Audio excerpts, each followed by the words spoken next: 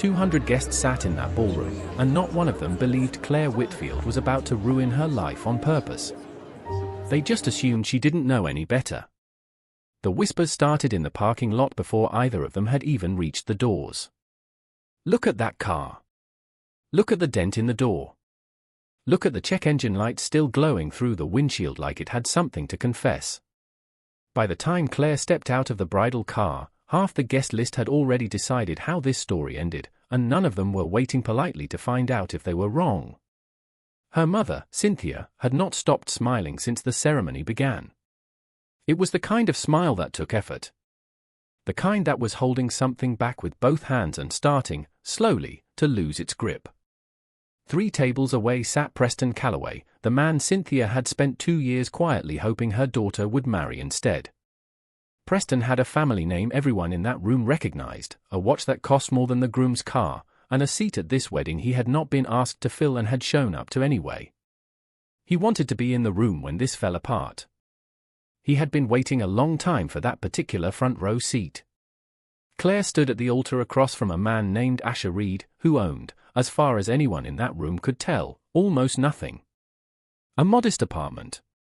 A 10-year-old sedan. A suit pressed by hand the night before because there was no money left for a tailor's steam. And Claire looked at him like he was the only solid thing in a room full of people counting his net worth out loud.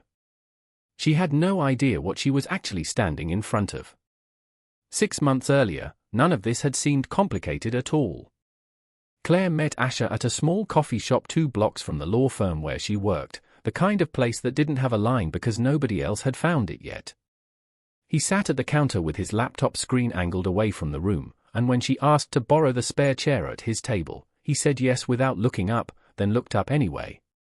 That was that. He never talked about money. Not once.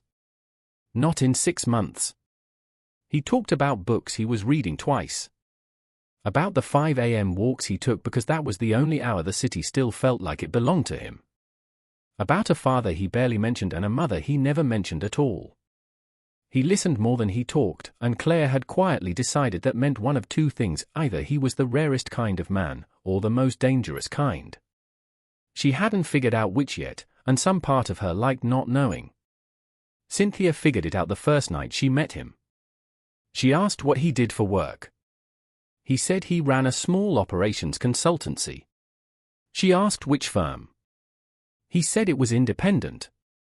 She asked, very carefully, whether independent meant successful or whether it meant something else entirely, and he smiled and changed the subject so smoothly the question almost disappeared.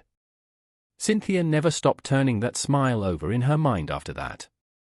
Franklin, Claire's father, liked Asher fine in person and worried about him constantly in private, the particular worry of a man whose daughter has stopped asking him for advice somewhere along the way. He didn't say much about it. He just started looking at Preston a little differently every time Preston's name came up at dinner, like he was quietly doing math he didn't want to finish out loud. Preston had been circling for over a year. Old money, the kind that announces itself in small, careless ways: the watch, the car, the way he ordered wine without glancing at the price. He had taken Claire to dinner twice before Asher existed in her life at all, and both times he had talked about himself with the easy confidence of a man who had never once been told no and had stopped expecting to hear it. When he heard Claire was marrying someone named Asher Reed, he laughed. Not unkindly.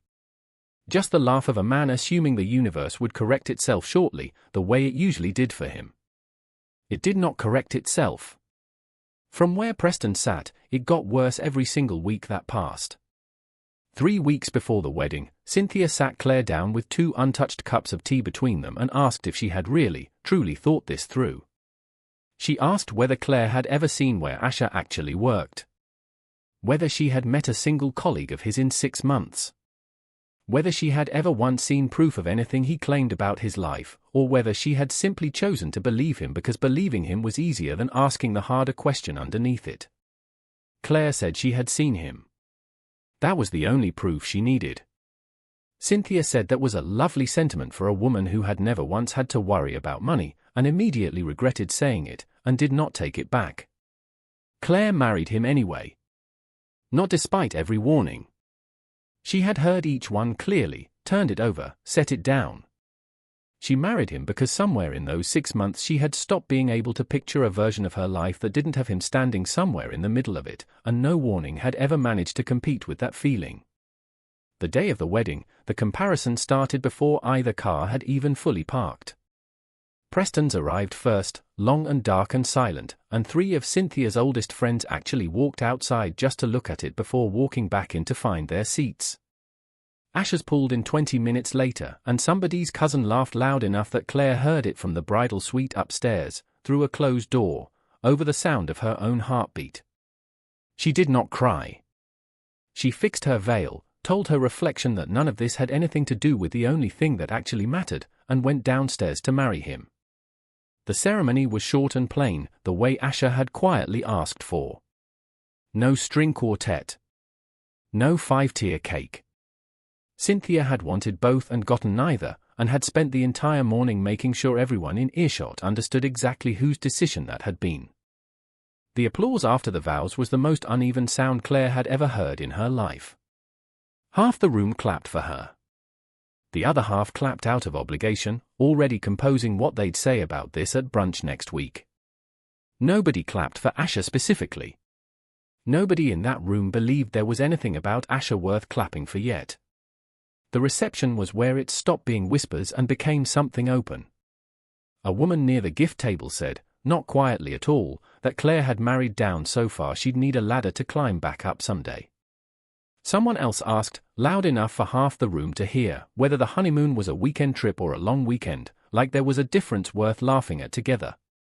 A man Claire barely recognized clapped Asher on the shoulder and said, with a grin that wasn't quite unkind but wasn't quite kind either, that some men married up and some men married into trouble, and he hoped Asher knew which one he'd just done. Asher didn't flinch. He kept that same patient, unreadable stillness, like a man waiting out a storm whose ending he already knew. Preston waited until the toasts to make his move. He stood, glass in hand, and gave a toast nobody had asked him to give. He said he wished Claire every happiness in the world, and then, lightly, like a joke that wasn't really a joke at all, he said he hoped she'd remember exactly where to find him if things ever got difficult. The kind of difficult, he said, that comes with a budget attached to it. A few people laughed. Then Preston did something worse. He turned, found Claire's eyes across the room, and said, gently, performing kindness for an audience that was eating it up, that the offer was real. That if she ever needed anything, a place to stay, a way out, someone who could actually take care of her the way she deserved, all she had to do was call. He said it like a rescue.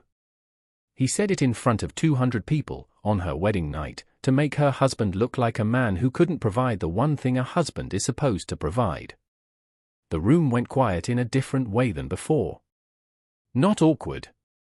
Hungry. Waiting to see what would happen next. Cynthia didn't stop him. Cynthia, glass in hand, looked almost grateful that someone finally said it out loud. Claire felt her face go hot. She looked at Asher, and for one terrible second she thought she saw something flicker behind his eyes, not anger, something closer to exhaustion, like a man carrying a weight so long it had started to feel like part of his own body.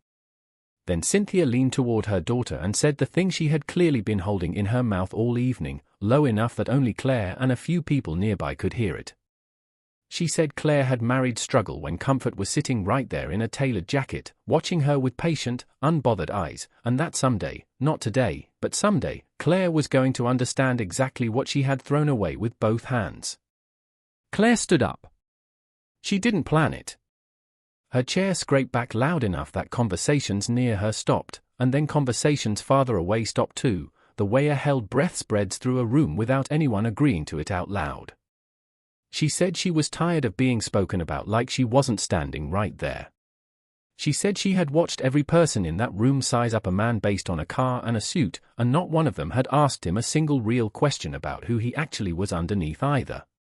She said her mother had asked her, 3 weeks ago, whether love was going to cover the rent once love stopped being new, and she was going to answer that question right now, so nobody had to wonder again. She said if struggle was the price of marrying a man who listened more than he talked, who walked the city at 5 in the morning because it was the only hour that still felt like his, who had never once made her feel like a transaction in 6 months, then she would pay that price every single day for the rest of her life and never once ask for a refund. She looked at Preston and said his offer wasn't generous. It was an insult wearing a tuxedo. She looked at her mother and said Comfort had never once asked her if she was happy, not in 26 years, and Asher had asked her that question more times than she could count. She sat back down, hands shaking, certain she had just said the truest thing she had ever said out loud in her life. And then nothing happened. That was the part she hadn't prepared for. Not laughter. Not applause. Just silence, and inside that silence, the wrong kind of reaction starting to surface around her, table by table. Preston smiled. Small. Almost sad, the way you smile at someone who has just made a decision you already know they're going to regret. He didn't say anything. He didn't need to. The smile said it for him, and 3 people near him smiled along with it like they'd been given permission.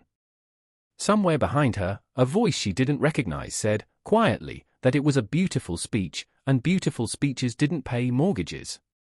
Somebody else murmured that love was easy to talk about at 26 and a lot harder to live inside of at 40, once the lights and the music were gone and it was just 2 people and an empty bank account staring at each other across a small kitchen table. Claire waited for Asher to say something. Anything. He didn't. He sat there, jaw tight, eyes on the table in front of him, and said nothing at all, and for one long, cold moment Claire genuinely believed she had just done the one thing everyone in that room had spent the entire evening predicting she would do. She had stood up, declared herself, burned every bridge she had left standing, and the man she'd done it for hadn't even reached for her hand. Cynthia wasn't crying. Cynthia looked almost composed, almost calm, the particular calm of a mother who believes she is finally about to be proven right and is trying very hard not to look pleased about it. Claire stared at her own hands in her lap and felt something inside her chest start to go very still and very quiet, the kind of quiet that isn't peace. It's the sound a person makes right before they start convincing themselves they were a fool. She thought about the tea 3 weeks ago. She thought about every warning she'd waved away like it was nothing. She thought, for one unbearable second, that maybe she really had just thrown her whole life away in front of 200 witnesses for a man who couldn't even meet her eyes. Nobody at that table reached for her. She sat completely alone in a room full of people, and the silence stretched long enough that somewhere near the back, someone actually picked their fork back up and resumed eating, like the show was already over and hadn't been as good as advertised. That was the exact moment Graham walked in. Nobody in that room knew who Graham was. He came through the front doors in a suit that fit better than anyone else's in the building, carrying a leather folder under one arm, and walked directly toward Asher without once glancing at the band or the cake or the 190 strangers turning slowly to watch him. He said 2 words. Quiet. Direct. It's confirmed. Asher closed his eyes for 1 second, like a man setting down something heavy he had been carrying for a very long time and had almost forgotten the exact weight of. Then he stood, and something about the way he stood made the entire reception go quiet on its own, the kind of quiet that arrives right before a room understands it's about to be told something it cannot take back. He turned to Claire first, before anyone else, and said her name like it was the only word he trusted himself to start with. He said he was sorry. Not for who he was. For the last 90 seconds. For sitting there in silence while she stood completely alone, while her own mother looked satisfied, while Preston smiled like he'd already won, and not saying a single word to stop any of it, because some small, cowardly part of him had wanted to know, with absolute certainty, whether she would still mean every word of it with nobody backing her up. He said that was cruel of him. He said he knew it the second he did it, and he had done it anyway, and he was going to spend a long time making that right. He said his name had always been Asher Reed. That part was never a lie. What he had left out, and he said this slowly, like it cost him something to say it out loud in front of strangers, was that Asher Reed had also spent 11 years building a single freight routing company out of a garage with $4,000, and had turned it into something most of the room had used without ever once knowing his name was attached to it. Reed Logistics moved nearly a third of the packages that landed on half the doorsteps in that city, including, he said, looking directly at Preston now, the doorstep of at least one company Preston's own family business depended on every single week to keep running. Preston's smile was gone. It had been gone for a while now, and he hadn't noticed exactly when it left. The sedan outside, Asher said, was the only car he owned because it was the first one he'd ever bought with a real paycheck, and he had never felt the need to replace it. The apartment was real. The worn suit was real. None of it had been a performance for the room. It had been a test he needed to run long before he ever met Claire, to be sure that whatever he built next, he built it with someone who wanted him and not the number quietly sitting behind his name. He said he had needed to know if she would stand alone for him before he ever gave her a reason to expect anything in return.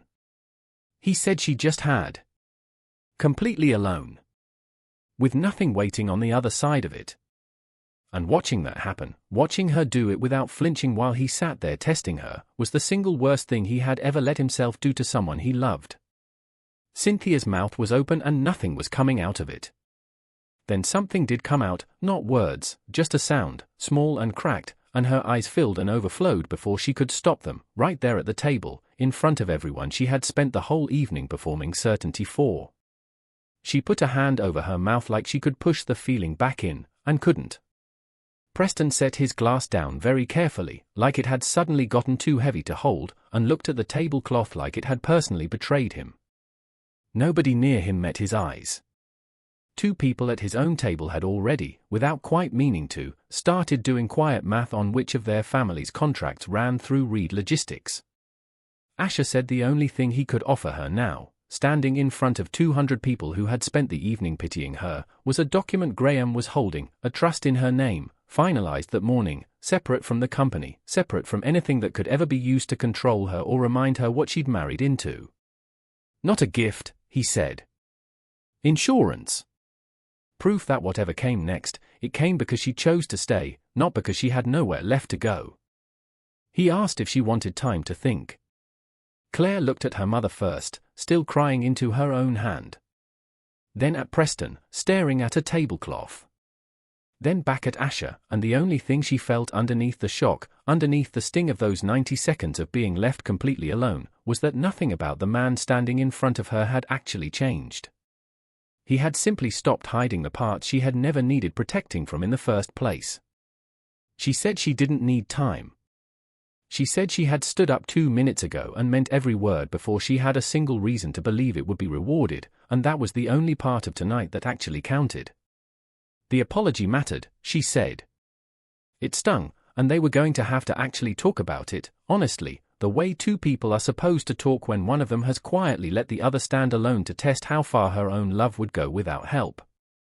But the rest of it, she said, looking at the folder in Graham's hands, was just paperwork.